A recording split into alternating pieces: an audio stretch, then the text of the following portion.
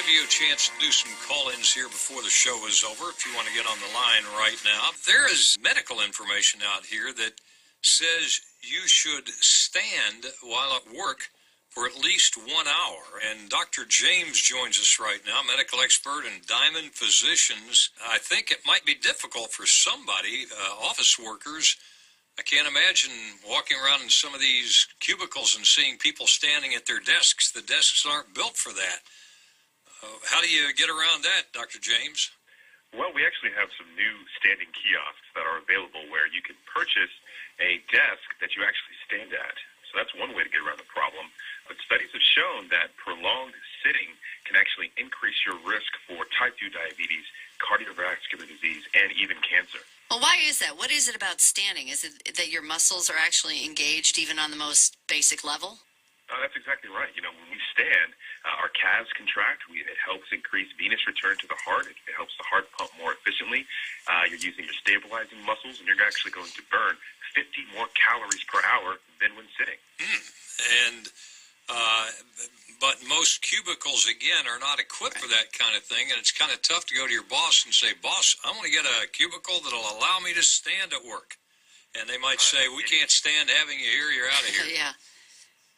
Well, that's very true. Well, you can also take the stairs instead of the elevator, and that's a huge plus. If you can get your a little bit of heart blood flow pumping in the morning, you can actually absolutely reduce your risk for cardiovascular disease. Does this standing have to be in 60 minutes in a row, or is it just throughout the day? Preferably, I'd like people to stand for at least an hour a day. But if you can take a break, stand, stretch, that's always going to be more beneficial than just sitting all day. And, of course, we have been told again and again and again, exercise of any kind is beneficial, so I guess it all works together, whether you're just standing or moving, or jogging, walking, or something like that. We'll have to come up with a cubicle calisthenics video, Jack.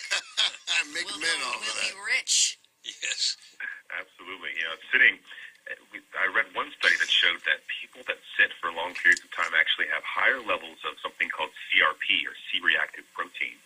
And this is an inflammatory marker that I actually measure as a heart attack and stroke prevention specialist to assess someone's probability for having a heart attack or stroke. So standing can actually lower your levels of CRP as well. How did that research determine all this? I mean, you know. What they do is they have several thousand participants, and some will have desk jobs and sit.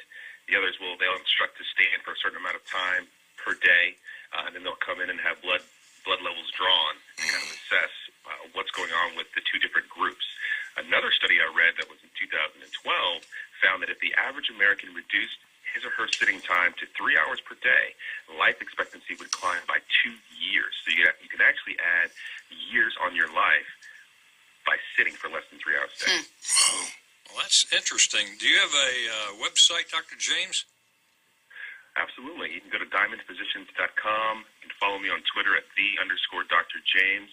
I'll be tweeting different tips all morning. Well, we appreciate your joining us on AM Tampa Bay, and we'll be talking to you later. Thank you, Dr. James. Oh, you're very welcome. Thanks for having me on the show. Thank you. Dr. James, medical expert, practice manager for Diamond Physicians on AM Tampa Bay.